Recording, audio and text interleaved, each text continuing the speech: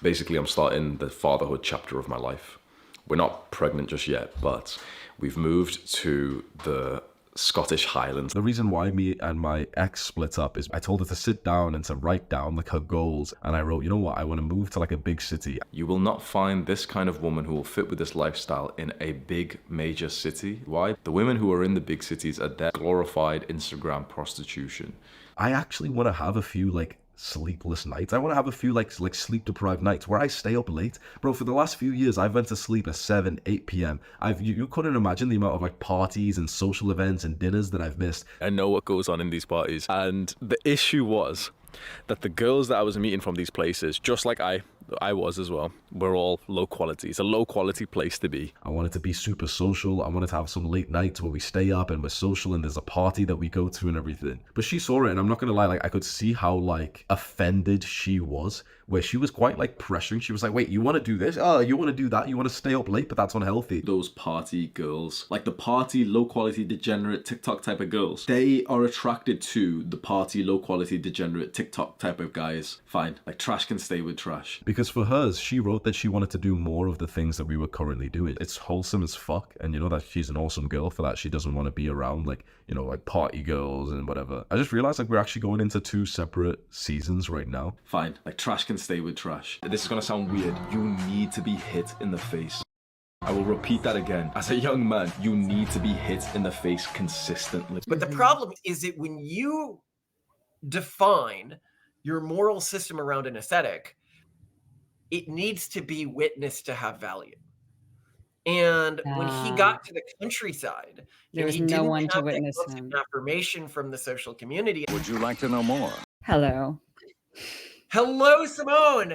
Recently, I fell down a rabbit hole trying to learn about this influencer named Hamza. And the men of this country in general, unless they follow me, are fucking weak. The only strong men in this entire fucking country, in the entire West, are just the ones who are part of my cult, who have followed my advice and become strong from that. Every fucking other guy here is basically just a fucking pussy. They're all just weak as fuck. If you put some of your money into a company like Apple, or you put it into like, you know, the big like index funds like Apple and like 500 different companies, you're giving them money to help them with their business, and you're hoping that since they think that you're a good boy, they'll give you a little bit more money in return. I think your PP size has to be very small for that, because if you understand this concept of investing, why would you invest in someone else's business instead of your own? He is a London-based influencer that is seen as like a new big figure in the, I guess I'd call like male aesthetic movement. Like looks maxing? Not exactly looks maxing. It's the movement that I would say that an individual like Rag nationalist? No, Andrew Tate would be a leading figure of. Okay. So sort of performative masculinity. Performative masculinity for the sake of performative masculinity. And I think it's really shown in a lot of his videos, because what he asks himself, and you'll actually see this in the Hamza video. So just so for people know, he became very famous. He's got like 2.3 million subscribers on YouTube. And regularly in his videos, he will ask himself, should I do X or Y? And the metric he uses when deciding X or Y is what fulfills my potential as a man. What is the more masculine thing to do, or the thing that is more like a man to do? The mediocre man would get the vision that I did, and he'd start training a few hours a week. The superior man would go and live in a fight camp. The superior man, the man who's really like on this, would literally go and live amongst the fighters and the warriors, and live amongst them, eat amongst them, and be revolving around this lifestyle as much as possible. And 4 months later, he uploads why I never became a fighter. Well, at least he did give it a whole 4 months. At the end of the day, the first day of being in this fight camp, I go and sit down and journal in my room, and I just ask myself a question: is this authentic? So you're telling me he quit this newfound metamorphosis after 1 day? This is gonna sound weird. You need to be hit in the face. I will repeat that again. As a young man, you need to be hit in the face consistently. In the Pragmatist Guide to Life, where you talk about just like people's objective functions and what they should maximize their existence around, you give thought experiments going over any possible thing, be it hedonism or serving God or negative utilitarianism. Like, you're all over the place, right? The one thing because you're very unbiased in that book, the one thing that you shit all over is people whose objective function revolves around an identity or an aesthetic, which is exactly what you're describing here. So hopefully this gets really salty really fast. Yeah. I'm excited to get salty. And the last time, because we regularly talk about how the problem with gender dysphoria and a gender fixation is not just a problem on the left. On the left, this was in the trans movement where people make their entire identity their gender, but is not Andrew Tate's a huge chunk of his identity, his gender? And the people who following him because they're trying to be more like a perfect man. And in the comments to that video, one of the commenters said, I feel so much better and more fulfilled since I started optimizing around my masculinity or man-like things. And I was like, you sound like a trans person would tell me the same thing. Like, I feel so much more fulfilled since I started optimizing my life around my gender. It's not that this isn't able to create a feedback cycle that can make you feel as if you are living a fulfilling life. But like objectively, peel it back for 5 seconds. You must realize that none of that matters. Objectively, just because you can feel good by gambling all day or by exercising 24/7, and I'm not saying that's what these individuals do. What I'm doing is I'm creating a comparison here. That doesn't mean that you exercising 24/7 is a thing of value. That doesn't mean when you die, people will be like, wow, he really lived a life of value. And this is where I will add some nuance to this before I go further with any of this, which is to say that individuals like this, like aesthetic aspirations like masculinity, can be the lifeline or the life, like safety preserver for somebody who is drowning in thoughts about not unaliving themselves, in thoughts about just like desperation and depression and a sense of worthlessness within society, which a lot of young men feel these days. And if you try to engage them with a more complex concept, whether that concept is a theological concept or a philosophical concept or some like deeper, actually good reason for living and a good thing to dedicate your life to, that can't get through to them in that state. Yeah, And I guess so it's like when you're in too much pain, you can't really think about anything complicated. You need a painkiller. And there's nothing mentally effective like a painkiller that's really highly intellectual. You need a mini game that you can easily win. And anything that's aesthetically based is fairly easy to win because you look in the mirror. Do you look like that person you saw on Instagram? Yes or no? Okay, fantastic. And you know where you're going, where you are. There's no nuance because frankly, you're in too much mental pain and anguish or depression to feel that nuance. Is that what you're saying, really? that's absolutely what I'm saying. Yeah. And I'd also point out here that we have to be aware of, given that we think that a large part of IQ is heritable, when the old saying, how smart the average person is, half of them are dumber than that. The problem is that a lot of people may simply lack the mental ability to conceptualize anything more complicated than just be man unga bunga. And as a Oh gosh, so society, you're saying this isn't just a people hurting or depressed people thing. It is, but it can also just be an IQ thing. yeah, it can also just be an IQ thing. So I'm saying that I don't hate that these memes are spreading more broadly. Like, I do not think Hamza, for example, is a bad guy or what he is doing is making society net worse. And I actually feel the same about Andrew Tate. I do not think what he's doing is making society net worse. I do not think he is a bad guy. I do think so. One thing I do need to note about both of these individuals, and we mentioned this in our Tom Girl episode, which is really interesting, or Tomboy episode, which is the sort of apocalypse of tomboys, that they are disappearing and they are being villainized by both the right and the left. Where the one really negative thing that does come out of these individuals is that these individuals often come from Eastern European or Muslim countries, as Muslim backgrounds, okay, which means that they install idealized women from a Muslim cultural perspective, which is very different than what the idealized woman is within classical Americana perspective, which is a woman who is much more do-it-herself, can fix a car, can tough it out with the boys much more.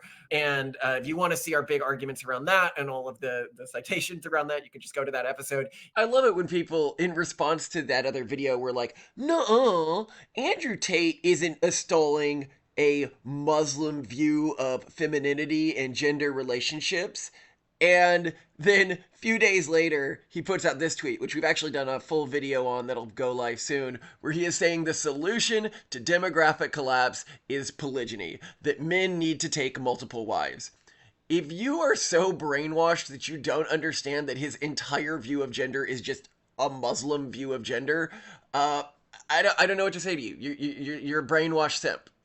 There's nothing wrong with this view of gender, but it is not an American view of gender, and it is not a Christian view of gender. Also, side note here, can we appreciate how awesome the new X is? With this community note here under this being, fertility rates have been falling in all parts of the world and among all races. The fertility of non-whites has fallen more than that of whites, which is one of those statistics that I always have to put out there to people who say we're racist for talking about falling fertility rates. This is both true between countries and within countries, i.e. within the United States, fertility rates are falling faster among other races, and outside of the United States, fertility rates are falling faster among non-whites. Oh, also don't give me this I'm being racist for assuming that Hamza was raised Muslim. He was, and he says so. And there's nothing wrong with that, but it does create problems when you combine ideas that you don't realize are about Muslim gender roles with the picture of the Western idealized family structure. And unfortunately, many of the ideas about women or idealized femininity or the woman's role in society that have become normalized within the Red Pill movement are Muslim cultural conceptions of that, and therefore do not work when you try to mesh them with everything else being a Western framework. When I was younger, I was raised to be a Muslim by my parents. I'm teaching you things that religion has been teaching us for thousands of years. Everything that the Red Pill has taught us about male and female sexuality, Islam has been enforcing. And I really like this video. This is a multi-millionaire Christian kickboxer who's speaking about Islam. If you have a problem with feminism, Islam will fix it. It's really clear if you look at history books around what was considered idealized in an American woman, or if you just look at what people like in country songs. Well, I ain't never been to Barbie doll time. No, I can't swig that sweet champagne. I'd rather drink beer all night. A redneck woman, I ain't no high-class broad. I'm just a product of my race, and I say, hey, y'all, and hee-haw. Look at that. I think every fish I've caught this year's been mean. It's beginning to extol a very non-American aspiration in terms of what women should aspire to and what young men should look for. I don't know, this didn't occur to me when I was recording this originally, but I realize now that a lot of people, when they imagine what your stereotypical ideal Muslim woman looks like, they are picturing the current radical extremist Muslim populations where women wear hijabs and stuff like that, instead of the way Muslim women historically dressed, which was absolutely dripping in jewelry, in very scantily clad outfits. Think your classic belly dancers and stuff like that, or the historic Persian women. But if you're watching this on audio, basically think Jasmine from Aladdin. And contrast this with the idealized women in the American frontier, and I've also posted some pictures here that were very homely and very plain and wore almost no jewelry. And people would be like, what? Those can't be the idealized frontier woman. They're not hot. And it's like, well, because in the traditional American value system, when you are choosing a wife, you are not optimizing around how hot she is. You are optimizing around other things, like her moral character and how tough she is, which is something that these women are showing. Every one of these women was photographed with a gun. This woman posing with a gun is not just a thing of modern, sexy, conservative women. This is something American women have been doing for a very long time. One of the things that really got me when I listened to these influencers, which was really interesting, is I was listening to Hamza talk about what an ideal wife was for him. And he's out there, he's exercising every day. Obviously, he puts a lot of effort into exercising. He puts a lot of effort in Stoll's mental discipline. This is a big thing for him, like don't play video games. There's a lot of sacrifice he's making. And the end goal of this sacrifice, even from his own perspective, is a wife and a family. And so he talks about what he wants in a wife. And he says, I want a wife that is submissive, cheerful. I appreciate cheerful, and I do appreciate, at least to me, submissive. That's something I'm into, but also that doesn't have any male friends. And that's where I'm starting to be like, whoa, Yeah, no male friends? there's some insecurity in there, some massive insecurity. Yeah, and then he goes on. He needs her to be pretty, either not have a job or have a job that's more like a hobby and Yeah, sells knitted goods on Etsy job. yeah, that fits like a feminine aesthetic.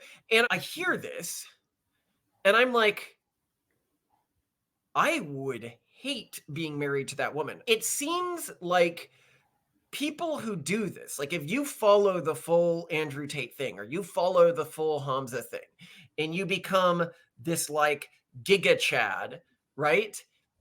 The fish that is catching you, the woman that is catching you, the family life that is catching you seems to me astronomically less than the value system that we will raise our children with and that we try to portray on our channel. He couldn't get a woman like you with that sort of attitude, like someone who's intellectually engaged and engages in these intellectual conversations and like jokes with me and knows all of these low cultural concepts that I find pretty engaging. I think there are two elements of that here, Yeah. and I'm curious to hear what you think.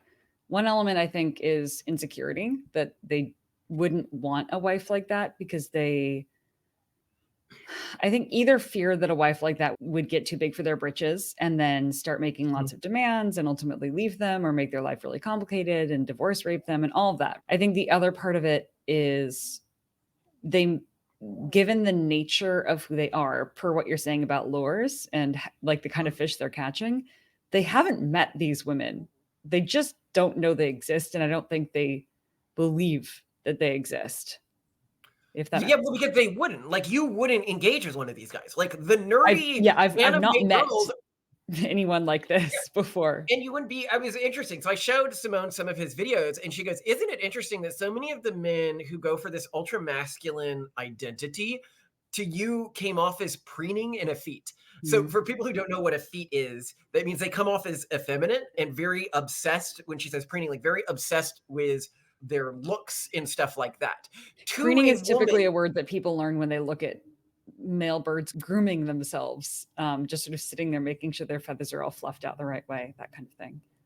Yeah, and when you said that, what I realized is this Americana idealization of a partner that a lot of our society has lost because a lot of the leaders in like the masculine identity movement come from Muslim and Eastern European backgrounds. They don't come from traditional Americana backgrounds anymore, at least the ones that are reaching the youth. We have forgotten this, that it wasn't just that the women were expected to be rough and tumble in terms of their aspiration, but the men also were expected to exude a form of masculinity, which is very difficult to describe in today's society.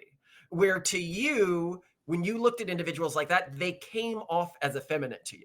Like Andrew Tate came off as effeminate to you. Hamza came off as effeminate to you. Because what is effeminate but investing in your appearance and obsessing over your appearance and what other people think of you?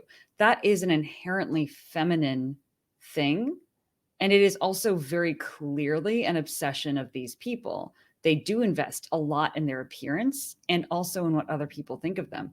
What's more feminine than that? I just want to be clear that it's not bad that these traits are feminine and it's not bad to be feminine. I'm just saying it's ironic because these men frame themselves as being hyper-masculine, whereas really the height of masculinity lies in inherent confidence and a lack of interest in how other people see you, a giving zero fucks kind of thing, which Andrew Tate invests heavily in projecting, but it's obvious that he really cares about it.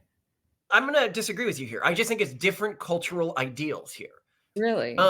So, for example, right? I'll explain what I mean by this, right? Do so. So to you, when you look like a woman with this Americana cultural subset, when she looks at men like this, I suspect that they appear to you the same way that when I look at two women. And one of the women is a country girl, right? Overalls, dirty, everything like that. And the other one is all done up with like lip injections and tons of makeup and tons of long nails. And I'm just like, ew, to that one. I don't know if a feminine and masculine distinction is really necessary there. It is a value system distinction that we can associate with femininity and masculinity. And that is, from your perspective, to me, I don't know if and I think that within this movement, and to men like this, they hear words like feminine, and they hear it when used to talk about something a male is doing as having an intrinsically negative context, which I don't think you mean here. You mean it just not culturally aligned with what you were raised to believe a good partner looked and acted like and valued, which was specifically when your culture talked about what is a man to you, what is masculine. It was confidence, leadership, and not caring what other people think of them. Okay, and I agree that there's a cultural aspect to that, but also when you look at what hormonally distinguishes men and women on average and behaviorally distinguishes men and women on average, women are the ones who hormonally and behaviorally care more about what other people think, are more concerned with social signaling and status and all the sort of bureaucratic, how do people see me? How do I see them? What's everyone thinking right now thing. And men are the go big or go home, testosterone, I'm going to go out and make my fortune, or die a virgin and no one's going to care about me and I'll die in war and I'm disposable. That is masculinity versus femininity from a biological perspective. So yes, maybe I culturally hold that view, but I also think it's a biological truth. I appreciate that. I also want to talk more about the Hamza story here because it was really interesting to me what happened to him. And I think that it shows the danger of the masculinity as a moral system, like an aesthetic as a moral system mindset, is he actually won. He got a girl who seemed like a really fantastic girl from what I've seen, went to go live in a rural area with her, living the lifestyle that he had told everyone that he saw as aspiration. Like the ranch and everything. I moved into the rural mountains of Scotland with my woman, and soon we're going to buy a home and we're going to have children. I'm going to move up my family here. I'm going to move up like families that I love, and I'm going to create this dream into a reality. But basically I'm starting the fatherhood chapter of my life. We're not pregnant just yet, but we've moved to the Scottish Highlands, like the mountains of Scotland. And this is just an Airbnb that we're currently staying in, but we're going to view houses and we're going to get a home somewhere around this region. And we start this like chapter of our lives of having children. Yeah, but then Prairie he wanted wife, to go the back to bread. the city, go back to all of the temptations that he pretended like he wasn't tempted With by. the wife, did they sell their house in the countryside? No, the wife didn't. I think they were renting something in the countryside. Ah. And he broke up with her. This person he was planning to marry You left over her? this. Over No, he's gotten why? back together Because with her recently. on what which, grounds did thank he God, leave her? Wait. On what grounds? He wanted to be more social and she wanted to focus more on just like the family, right? Oh, she was smothering him. Not smothering him. I think what it was is she believed what he had been saying. She believed that was his true aspiration. I want a dedicated wife. I want to live in the countryside and I want to focus on personal self-improvement. Note, if you are listening in audio and this section sounds disjointed, that is because I am interspersing clips of him explaining why he broke up with his girlfriend with clips of things he has said in the past about high-quality partners and how to find an ideal girlfriend.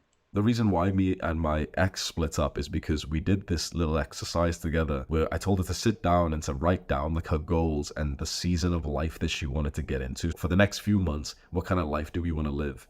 And so I wrote it really authentically and honestly, and I think she did as well. And I wrote, you know what, I want to move to like a big city. I want to be around like businessmen. I want to really make friends. Let's talk about where you won't find her.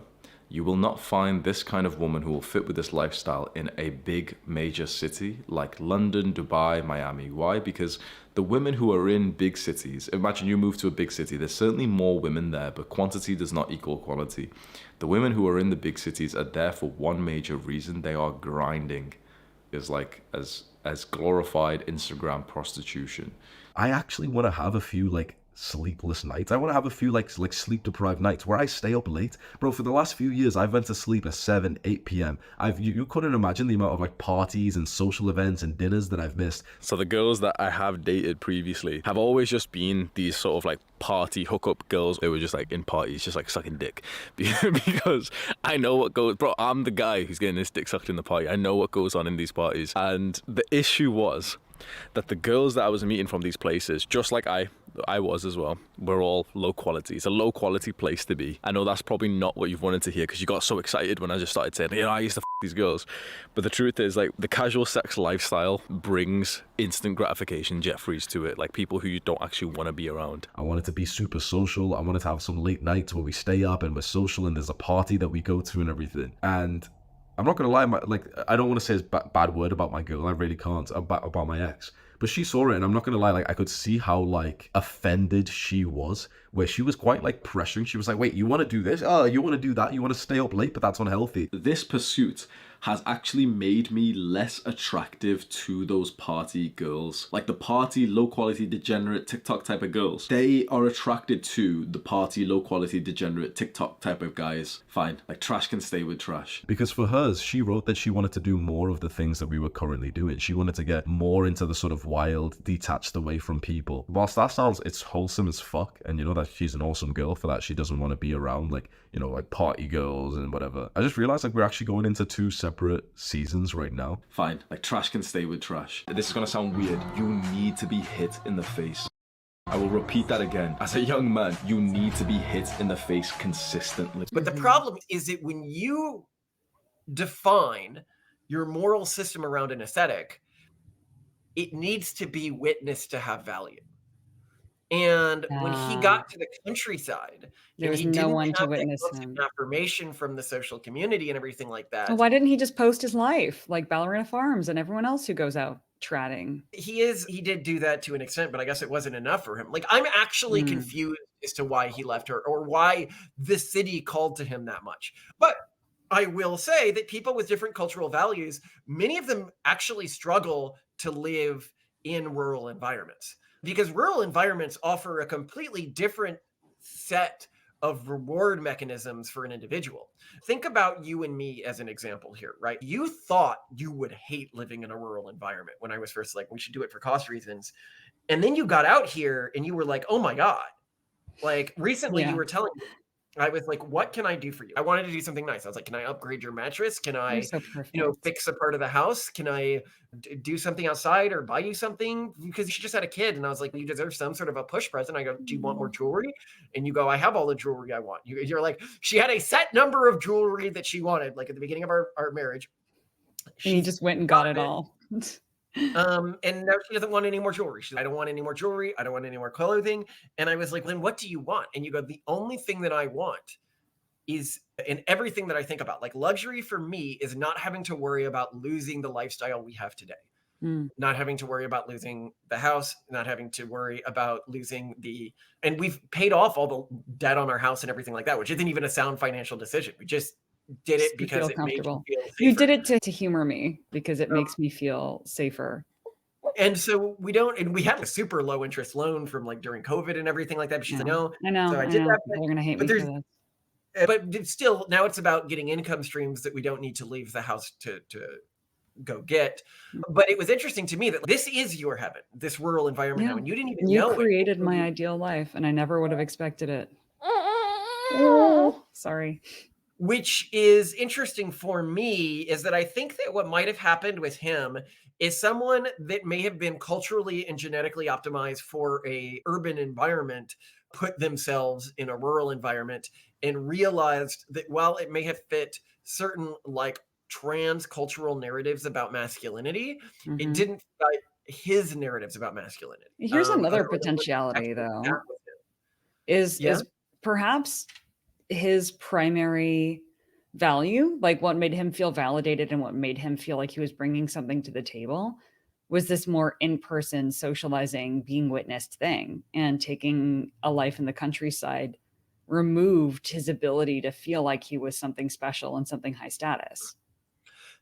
Maybe. Another thing that was very interesting about him when I think about cultural differences and the Eastern European Muslim cultural background versus the Americana cultural background Mm. is this idea of fighting to prove one's masculinity, which is he did this thing where he stopped creating YouTube videos. Like he created these high quality YouTube videos every day for a while, and then he stopped creating those so that he could go fight, be like a fighter. Like I guess Andrew Tate, like he took some inspiration Oh, from him. But I like think that this is fighting in front of an audience yeah, like professionally. MMA style fighting stuff, like fighting in front of an audience, like other men. Wow.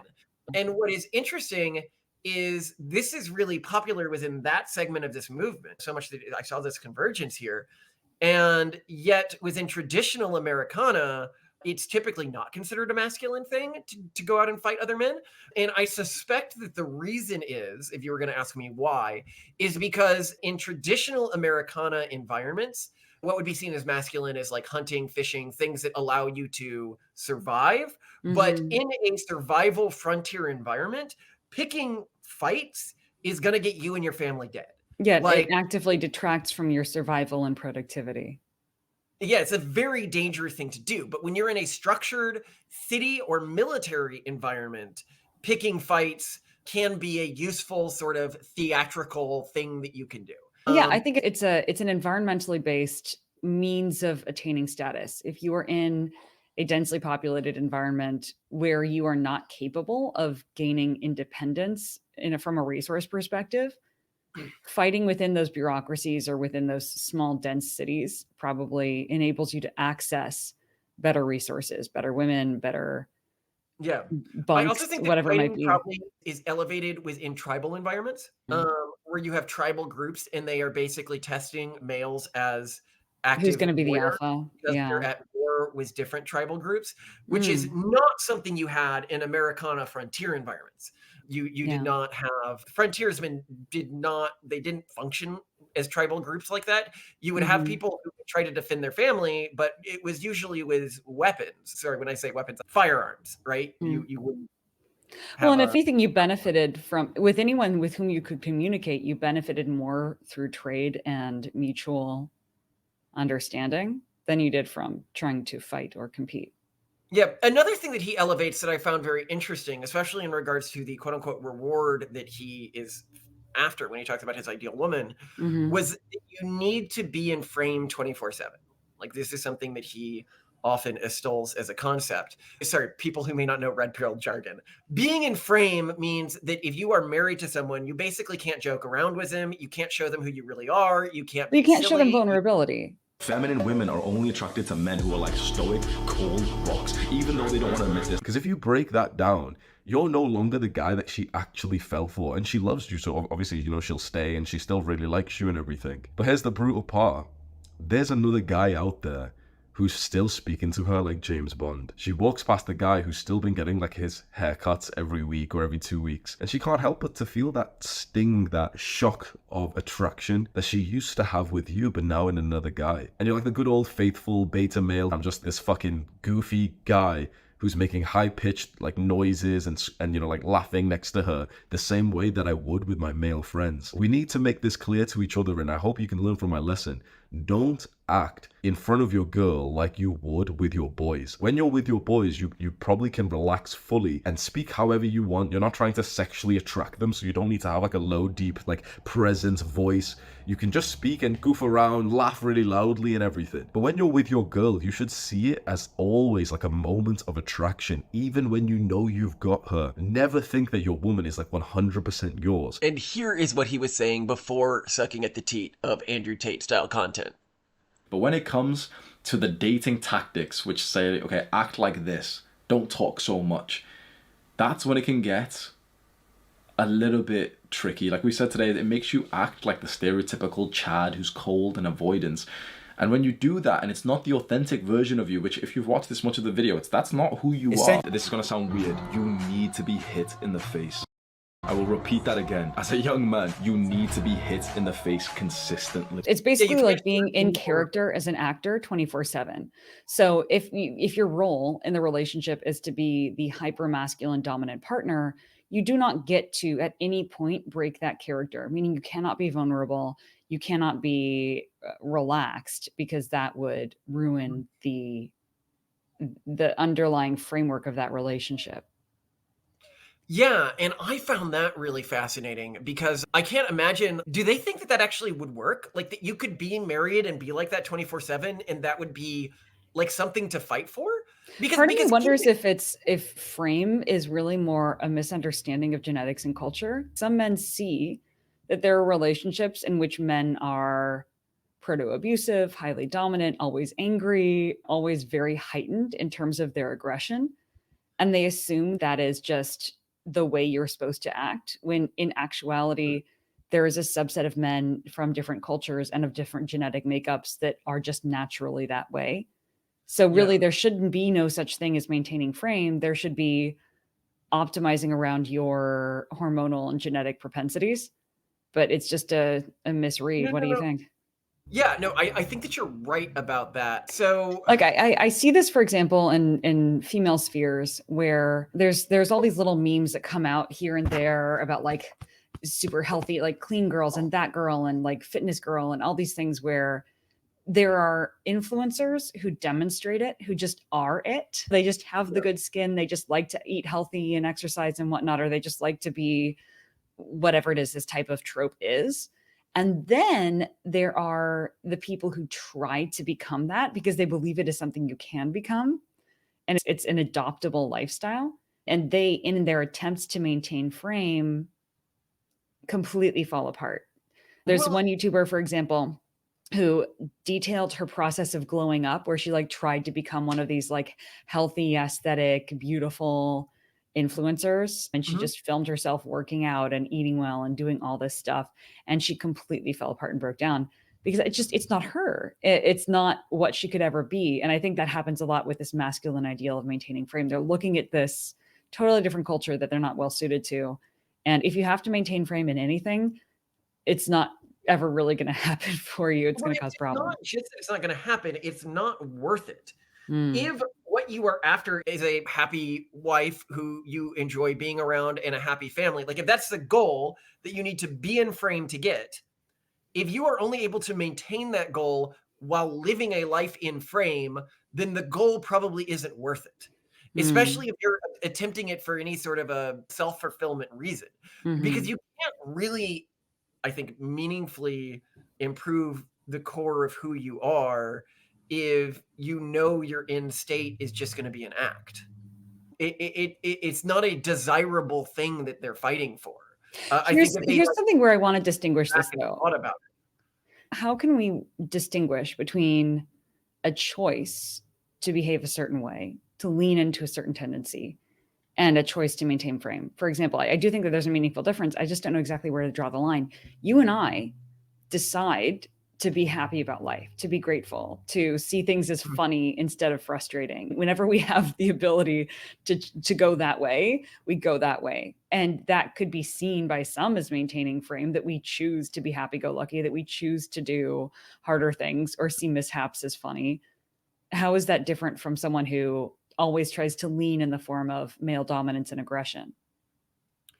That is interesting. Yeah. And I think, yeah, we do have some level of frame, which is to choose to be happy because it is unproductive to not be happy. And genetically speaking, my mother suffered from pretty severe depression. Your mother suffered from depression. It's not as though we don't have the mental problems genetically speaking either. So this is, I suppose, what it is. This frame that we are maintaining is just a more productive and enjoyable frame, which makes it more sustainable. If the frame is, I am happy to be alive and I love my wife and kids, right? And one, there's a level of truth that things happen every day that can make a day bad or something like that. Like right now, Totally. Simone is under an intense amount of pain. She has incredible pain threshold. She was handling sales calls while having contractions with one of our kids, for example, right? Like she can undergo an intense amount of pain. And so when she says that she's in a lot of pain to me, or she starts crying because of the amount of pain she's in, I know she's in an insane amount of pain. But she puts on a smile and she works through it because she's like, how does it help us as a family for me to indulge in that. I think the problem with this form of aesthetic, of it's like this sort of masculine dominance. The question isn't how does it help us as a family for me to be open with my wife, or for me to share different sides of myself with my wife, or for me to joke around with my wife. The question is, how do I optimize myself as a man? And once a person realizes that's what they're doing, that they're just optimizing an aesthetic vision of masculinity, I think it becomes transparently clear that they are living a life of no value, because they're obviously Ooh. value to just aesthetic optimization. And this comes back to the Pragmatist Guide to Life and objective functions, right? Our objective function is not to be happy or choose things that are funny, right? That is very different. Our objective functions have deep philosophical underpinnings. They're nuanced, they're complicated. And when we choose to maintain frame, it's because that helps us maintain the identity most likely to optimize our objective functions. So there's a philosophical underpinning behind our maintaining of frame when we choose to do that. When we look at someone instead who's maintaining frame just to pursue an identity, perhaps it's the hollowness of that objective function. There's no deep why behind their work that maybe leads to that contentment and satisfaction that pays for the price or the mental load of maintaining frame. Do you think that's what's at play here? Yeah, and I would say that with everything we're saying here, I am as much criticizing the far right and far left on this. Like, I see them as completely overlapping movements, this male optimization movement and the trans movement. So whether you're a trans man or woman trying to get people to view you as your gender versus a cis man or woman trying to get society to recognize your gender, it's when all the bad. optimization of your life and your identity is an aesthetic gender optimization, it only ends in despair. But what we're also discussing here is something different, which is different cultural conceptions around gender optimization. And while we extol our own cultural conception, I want to say that I do not know if a person, especially genetically, has been within one cultural conception for a really long time, that it makes sense to attempt to live out a different cultural conception of masculinity. So if I was talking from somebody who was deep Muslim heritage, for example, about this, I would say that if they tried to live with and marry a woman like the Americana ideal of a woman, they would have a terrible time. Same with like Japanese man. If a Japanese man from long-standing Japanese cultural background, now there may be cultural outliers here where they're like, actually, that's my thing. That's what I'm into. And I'm an outlier within my cultural subset, then go for it, right? Like, you can live a really good life. But if you have any underlying attachment to the traditional gender roles of your culture, which there's going to be some genetic selection events around, right? You may fundamentally have a big problem with people from other cultural backgrounds. And to understand why you get this bifurcation, it really is, and we've done episodes around this that talk more to this, like the Why Don't Jews Own Guns episode, because historically speaking, the Muslim groups that you see the most in cities today come from urban, ultra-urban based cultural backgrounds. And ultra-urban based cultural backgrounds typically prefer more feminine made up women because those women didn't need to fight historically. If you're coming from a frontier culture, of course you don't want a weak wife. That's one of the people you need with a gun defending your house when raiders or bandits come along, right? But if you live in a highly structured society, women become a status symbol to you. That's their core value to you, is how they augment your position in these complicated social hierarchies that exist within crowded cities. The crowded cities of antiquity. And that actually more augments your family's safety and wealth, your own status. On a frontier, status really doesn't matter that much. You don't care that much about what other people think of you. It's functionally, You care if you're alive still. Yeah, well, we should be clear. It's not that these things don't matter in the urban environment. Your status, that the male status within a family in a patriarchal urban environment, played a huge role in how many of their kids survived. Yeah.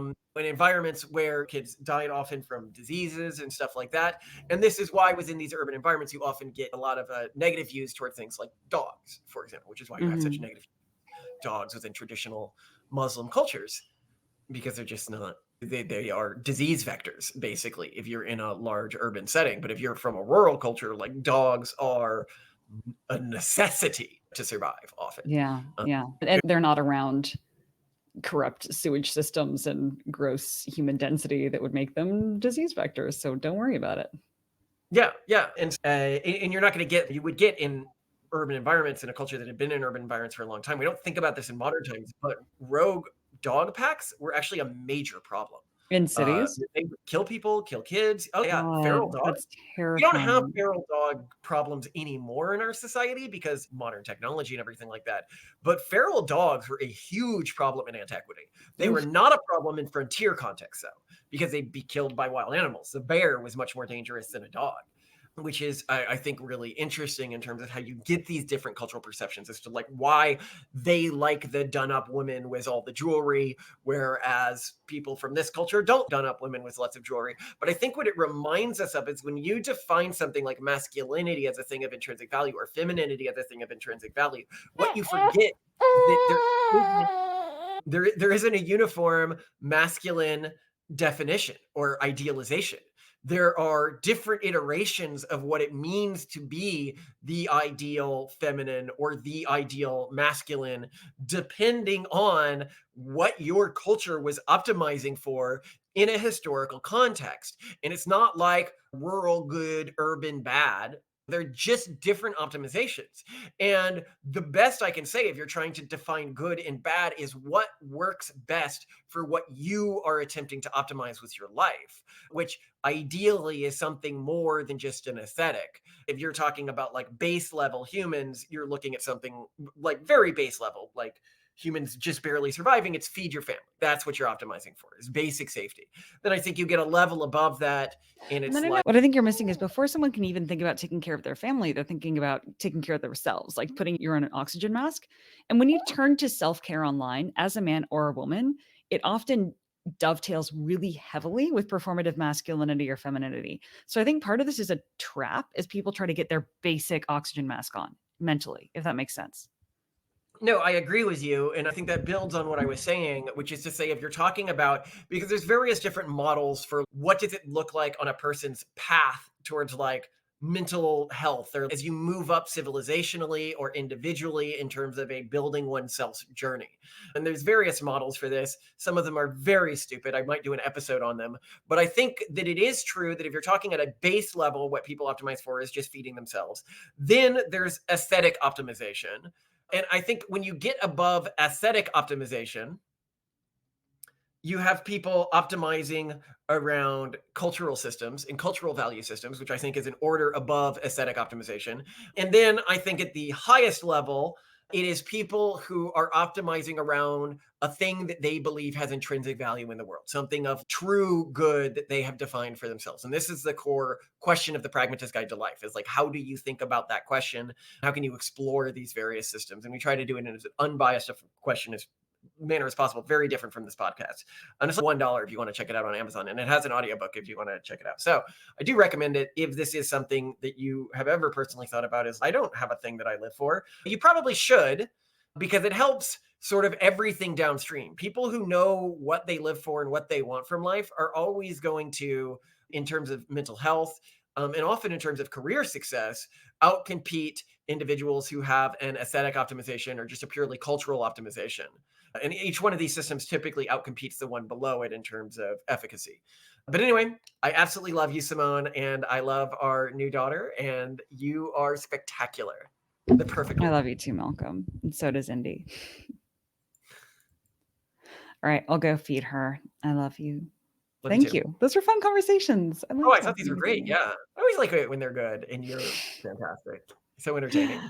Yeah. No, I have a more nuanced view too. I really do think, though, that self-care, in terms of just getting off the ground, in terms of, you can't even think about your objective function until you have a basic mental level of functioning in terms of depression or anxiety or other problems.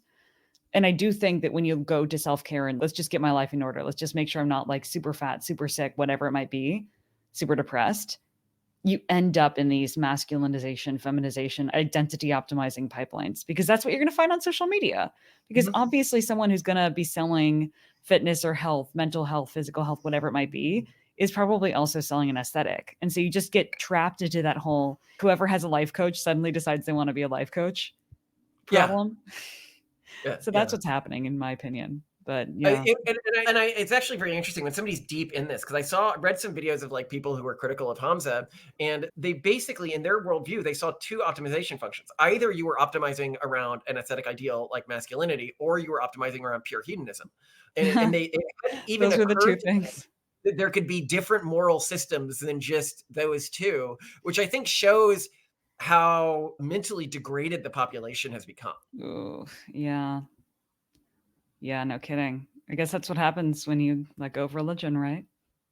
Yeah, but keep in mind, I think there's systems that are higher order than religion. I think religion is a cultural optimization. When I say higher order, I don't mean that they can't exist alongside religion. So, for example, a person can optimize themselves to be the perfect cultural Catholic, or they can study the Bible and say, this is a thing of true value that I believe God wants for me, and I will do that, which often doesn't align with, because the ideal of the perfect Catholic has changed over time with the current cultural conception of the perfect Catholic. When I say there's higher order things in religion, what I'm talking about is what the religion says God actually wants of you instead of what the religion says it wants of you, which are often different things.